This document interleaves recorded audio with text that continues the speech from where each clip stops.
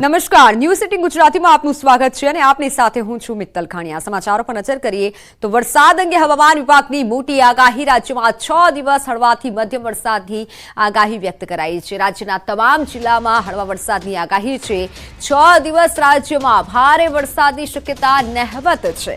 રાજ્યમાં સામાન્ય કરતાં 47% વધુ વરસાદ। કચ્છ સૌરાષ્ટ્રમાં સામાન્ય કરતાં 75% વધુ વરસાદ। સૌરાષ્ટ્ર અને કચ્છમાં અત્યાર સુધીમાં 498 મિલીમીટરની સામે 870 મિલીમીટર વરસાદ નોંધાયો છે। સૌરાષ્ટ્ર અને કચ્છમાં અત્યાર સુધીમાં 75%થી વધુ વરસાદ નોંધાયો છે। इसमें गुजरात स्टेट के सारे डिस्ट्रिक्ट कवर हैं, जिसमें लाइट टू मॉडरेट रेन का पूर्वानुमान है। और कच्छ के लिए डे 5, डे 6 और डे 7 में ड्राई वेदर प्रिवेल करेगा। ओवरऑल रेनफॉल रियलाइज की बात करेंगे तो Gujarat as a whole state 1 जून से लेकर आज तक जो रेनफॉल रिकॉर्ड हुआ है वो 969 मिलीमीटर रेनफॉल रिकॉर्ड हुआ है और नॉर्मल के हिसाब से 661 मिलीमीटर होना चाहिए। तो Gujarat as a whole state 1 जून से लेकर आज तक 47% रेनफॉल ज़्यादा हुआ है नॉर्मल के हिसाब से। गुजरात रीजन में 1100 मिलीमीटर रेनफॉल रिकॉर्ड हुआ है अब तक और 864 मिलीमीटर नॉर्मल के हिसाब से होना चाहिए। तो प्लस 27% नॉर्मल के हिसाब से गुजरात रीजन में रेनफॉल ज़्यादा हुआ है 1 जून से लेकर आज तक। सौराष्ट्र और कच्छ की बात करेंगे तो 870 मिलीमीटर रेनफॉल रिकॉर्ड हुआ है और नॉर्मल के हिसाब से 498 मिलीमीटर होना चाहिए। तो plus 75% Saurashtra Kutch region normal के हिसाब से ज़्यादा रेनफॉल हुआ है 1 जून से लेकर आज तक। ગુજરાતમાં ફરી એક વખત આફતના એંધાણ। મેઘરાજા ગુજરાતે ફરી એકવાર ધમરોળ છે। ટીવી સ્ક્રીન પર એક સાથે 4 આગાહીકારોની સૌથી મોટી આગાહી। લગભગ 16-17માં રાજ્યના ભિન્ન ભાગો વરસાદ થવાની શક્યતા રહેશે। એમાં પૂર્વ ગુજરાતના ભાગોમાં કંઈક સારો વરસાદ થવાની શક્યતા રહેશે। રાજસ્થાનના એડજોઇંગ ભાગોમાં સારો વરસાદ થવાની શક્યતા રહેશે। આ ઉપરાંત મધ્ય ગુજરાતના પૂર્વ ભાગમાં વરસાદ ઝાપટા પડવાની શક્યતા રહેશે। સૌરાષ્ટ્રના ભિન્ન ભાગોમાં વરસાદ ઝાપટા પડવાની શક્યતા રહેશે। દક્ષિણ ગુજરાતના ભાગોમાં હળવા ભારે વરસાદ ઝાપટા પડવાની શક્યતા રહેશે। 4 ઇંચ વરસાદ થાય રાજકોટ, ભાવનગર, અમરેલી વિસ્તારમાં મરનાટ વરસાદ થાય અને જે હાથીઓ બેસે તારીખ 26/9 હાથીઓ બેસે છે અને હાથીઓ જે 7 તારીખ પૂરશે તે વરસાદ નોરતાની અંદર પછી ગાજવીજ સાથે વરસાદ થશે।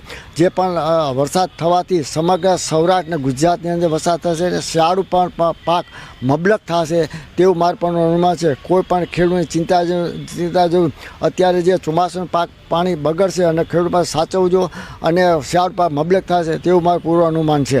જે દક્ષિણ ગુજરાત સુધી અમદાવાદ સુધી બહુ વરસાદ થશે એટલે હજી 20 તારીખની આજુબાજુ એક મોટો જે બંગાળની ઉપસાગરમાં જે વાતાવરણ ઊભું થયું છે એની અસર આવશે। પણ દક્ષિણ ગુજરાત, પૂર્વ ગુજરાત અને અમદાવાદ થઈ અને કદાચ બનાસકાંઠા થઈ અને એ સિસ્ટમ નબળી પડી જશે એવું અત્યારના સંજોગો લાગે છે અને ત્યાં વરસાદ આવશે। જે ટૂંકા ગાળાની મગફળી હોય, સોયાબીન હોય કે અન્ય પાકોનું જે વાવેતર કર્યું હોય એ પાકો છે તૈયાર થઈ ગયા હોય તો એને રાપલી અને જે હાર્વેસ્ટિંગ કરીને સાચવી લેવાનો ખૂબ। સરદાર સરોવર નર્મદા ડેમની સપાટીમાં વધારો થયો છે। સિઝનમાં પ્રથમવાર નર્મદા ડેમ 137 મીટરને પાર। હાલ નર્મદા ડેમની સપાટી 137.4 મીટરે પહોંચી છે। નર્મદા ડેમની સપાટી 138.68 મીટર છે। નર્મદા ડેમ મહત્તમ સપાટીમાં માત્ર 1.64 મીટર બાકી છે। ફરી નર્મદા ડેમના 15 દરવાજા 2.5 મીટર ખોલાયા। વડોદરા, ભરૂચ, નર્મદાના 42 ગામોને એલર્ટ કરાયા છે। ઉપરવાસમાંથી પણ પાણીની સતત આવક થઈ રહી છે। ઉપરવાસમાંથી 3,77,406 ક્યુસેક આવક નોંધાઈ। નર્મદા નદીમાં કુલ 3,46,496 ક્યુસેક પાણી છોડાઈ રહ્યું છે।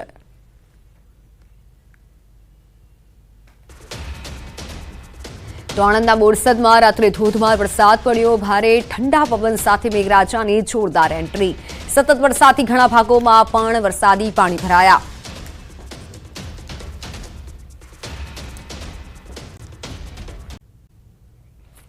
સુરતના માંગરોળ તાલુકાના દીગડિયા ગામે મહિલા પર હુમલો કરી મોતને ઘાટ ઉતારનાર માનવભક્ષી દીપડાને પકડવા વન વિભાગની ટીમ ગામે લાગી છે.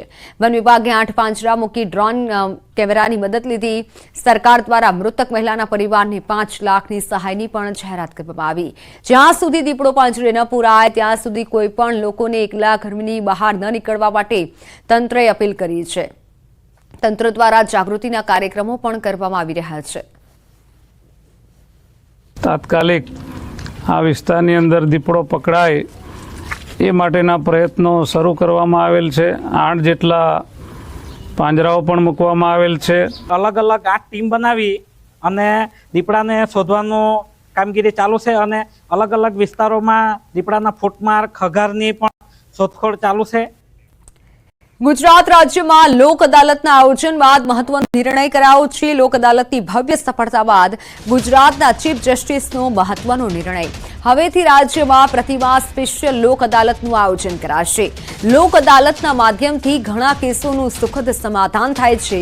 શનિવારે યોજાયેલી રાષ્ટ્રીય લોક અદાલતમાં રાજ્યમાં ખૂબ મોટી કામગીરી કરાઈ, જેમાં 3,66,413 કેસો મૂકવામાં આવ્યા હતા અને જેમાંથી 2,46,867 કેસોનો નિકાલ થયો અને રૂપિયા 13.7 કરોડથી વધુના એવોર્ડ દોરવામાં આવ્યા.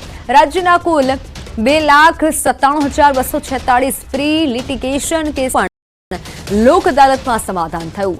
ઈ ચલણના કુલ 2,57,183 કેસોનું સમાધાન થયું તો રૂપિયા 15.23 કરોડની વસૂલાત થઈ. રાજ્યભરની અદાલતોમાં દાંપત્ય જીવનને લગતા 3,840 કેસોનો પણ અંત આવ્યો. 10 વર્ષ જૂના 1,527 કેસોનો સુખદ નિકાલ કરાયો.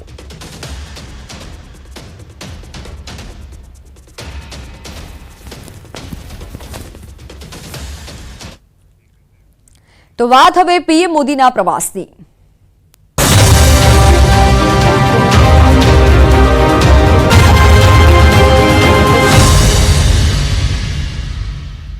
પ્રધાનમંત્રીના આગમનને લઈને સુરતમાં તડામાર તૈયારીઓ કરવામાં આવી રહી છે. પશ્ચિમ વિધાનસભા વિસ્તારમાં પીએમ નરેન્દ્ર મોદીના જન્મદિવસ નિમિત્તે 2500થી વધુ વેપારી ડિસ્કાઉન્ટ સ્કીમ જાહેર કરશે. 2% લઈ 100% જેટલું ડિસ્કાઉન્ટ અલગ અલગ પ્રોડક્ટ પર વેપારીઓ લોકોને આપશે. આ યોજનાના પ્રસાર અને પ્રચાર માટે આજે 350 કુલ વાહનોમાં બેનરો લગાવાયા છે. આ સાથે પશ્ચિમ વિધાનસભા વિસ્તારમાં આવેલા મંદિરોમાં પણ પીએમ મોદીના જન્મદિવસની પૂર્વ સંધ્યાએ મહાઆરતી યોજાશે.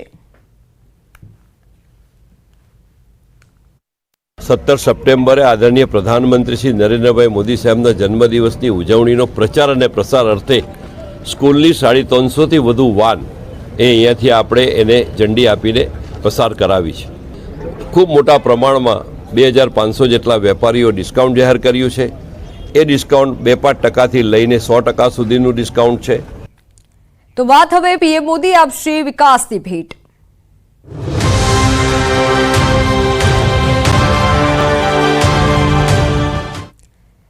પ્રધાનમંત્રી નરેન્દ્ર મોદી આજથી 3 દિવસ ગુજરાતની મુલાકાતે આવી રહ્યા છે અને આ 3 દિવસીય મુલાકાતમાં પ્રધાનમંત્રી આવાસ યોજના હેઠળ નિર્માણ પામેલા આવાસોનું તેઓ લોકાર્પણ કરશે. ત્યારે ચાલો મળીએ એવા પરિવારને જેમનું ઘરનું સપનું સાકાર થવા જઈ રહ્યું છે. સરકારની આવી આવાસ યોજનાએ ચાવીરૂપ ભૂમિકા ભજવી છે.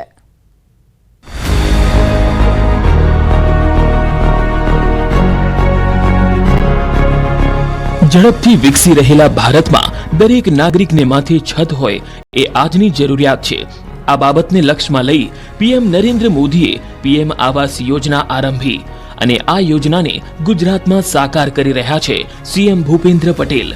રાજ્ય સરકાર ઘરનું સ્વપ્ન સાકાર કરવા લાખો પરિવારને આપી રહી છે આર્થિક સહાય. ગુજરાતમાં પીએમ આવાસ યોજના હેઠળ 14 લાખ ઘરનું નિર્માણ થયું છે. 2024ના ફેબ્રુઆરી માસમાં જ આ પૈકીના 1.3 લાખનું લોકાર્પણ કરાયું હતું. किसी भी गरीब के लिए उसका अपना घर उसके उज्जवल भविष्य की गारंटी होता है, लेकिन समय के साथ परिवार बढ़ रहे हैं, इसलिए नए घरों की जरूरत भी बढ़ती जा रही है. हमारी सरकार का प्रयास है कि हर किसी के पास पक्की छत हो, अपना खुद का घर हो, अपने सपनों के लिए एक उत्तम आशियाना हो। આદરણીય શ્રી નરેન્દ્રભાઈ એવા પરિવારની પડખે ઉભા રહ્યા અને પ્રધાનમંત્રી આવાસ યોજનામાં લાખો પરિવારોના માથે પાકી છત આપી છે. કેન્દ્ર સરકારના આ વર્ષના બજેટમાં પણ એમણે સંકલ્પ કર્યો છે કે દેશના ગ્રામીણ વિસ્તારોમાં 2 કરોડ પ્રધાનમંત્રી આવાસ ઉભા કરવામાં આવશે. ગુજરાતમાં આપણે વડાપ્રધાન શ્રી નરેન્દ્રભાઈ મોદીએ જ કંડારેલા ગરીબલક્ષી કાર્યક્રમોના પથ ઉપર આગળ વધી રહ્યા છે. ગુજરાત સરકાર આર્થિક રીતે નબળા વર્ગોને આવાસની સગવડ આપવા અથાગ પ્રયત્ન કરી રહી છે.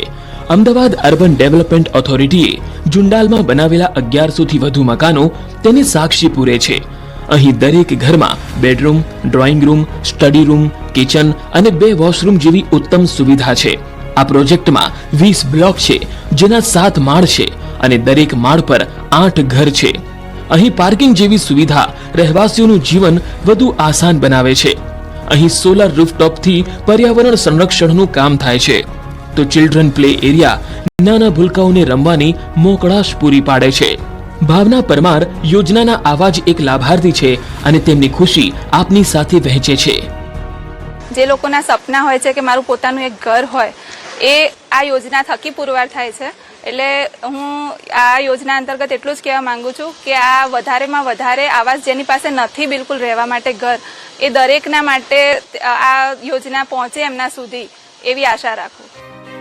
પ્રોજેક્ટ સાથે સંકળાયેલા અધિકારી સમગ્ર પ્રોજેક્ટનો ચિતાર આપે છે. આ હાઉસિંગ સ્કીમ રૂપિયા 128.02 કરોડના ખર્ચે તૈયાર કરવામાં આવેલ છે, જેનો કુલ વિસ્તાર 38,123 ચોરસ મીટર છે. આ હાઉસિંગ સ્કીમમાં પાર્કિંગ પ્લસ 7 માળના કુલ 20 બ્લોકનું બાંધકામ કરવામાં આવેલ છે, જેમાં દરેક બ્લોકમાં 56 આવાસો એમ કુલ મળીને 1120 આવાસો બનાવેલ છે. આમ ગરીબ અને મધ્યમ વર્ગની આવાસની જરૂરિયાત પૂર્ણ કરવામાં પીએમ આવાસ યોજના મહત્વપૂર્ણ ભૂમિકા ભજવી રહી છે. Bureau report, Ahmedabad. તો હાલ સમાચારોમાં સમય થયો છે વિરામનો.